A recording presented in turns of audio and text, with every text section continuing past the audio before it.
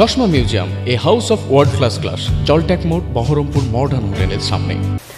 অভিষেক ব্যানার্জির নাম না করে ভাইপো বলে তার বিজেপিতে যোগ দেওয়ার আশঙ্কা প্রকাশ করলেন প্রদেশ কংগ্রেসের সভাপতি অধীর রঞ্জন চৌধুরী।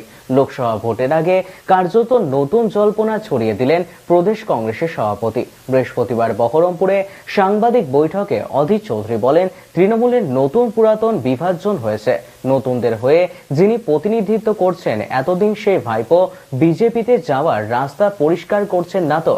তাপস রায়ের বিজেপিতে যোগদান সেই সম্ভাবনা উঠে এসেছে বলে দাবি অধীরের। অধীর চৌধুরীর এমন প্রশ্ন তোলায় রাজনৈতিক মহলে শোরগোল পড়েছে।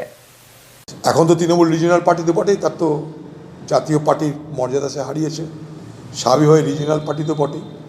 তবে যারা যোগ দিচ্ছে তারা কার যোগ দেওয়ার রাস্তা পরিষ্কার করছে ভবিষ্যতের জন্য, সেটাও ভাবতে হবে।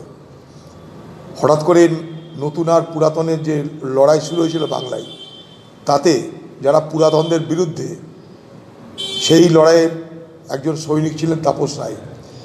ফলে যে নতুনদের হয়ে আন্দোলন করছিলেন তৃণমূল দলের মধ্যে, সেই নতুনদের আবার বিজেপিতে যাওয়ার প্রবণতার মধ্য দিয়ে আমি একটা জিনিস ভাবছি যে আগামী দিনে ভাইপো তার নিজের রাস্তা পরিষ্কার করছে না তো বিজেপিতে যাওয়ার জন্য, এটা আমার আশঙ্কা। কারণ নতুনদের লড়াই যারা নায়ক, নতুনদের অধিকার পাইয়ে দেওয়া যারা নায়ক, তারা যদি বিজেপিতে যায়, তাহলে যার প্রেরণায় পুরনোদের বিরুদ্ধে লড়ে নতুনরা জায়গা করতে চেয়েছিল, সেই প্রেরণাকারী তিনি তৃণমূল থেকে তিনি বিজেপিতে যাওয়ার রাস্তা প্রশস্ত করছেন কিনা এ প্রশ্ন উঠবে।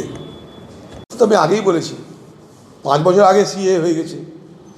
যখন মোদি পশ্চিমবঙ্গে এলো তখন বলল যে, আপনারাই বললেন যে সিএ নিয়ে বলছে না, বলে ওটা অমিত শাহ জন্য রাখা আছে, ওটা অমিত শাহ বলবে। দেখুন আমার কথা মিলেছে কিনা।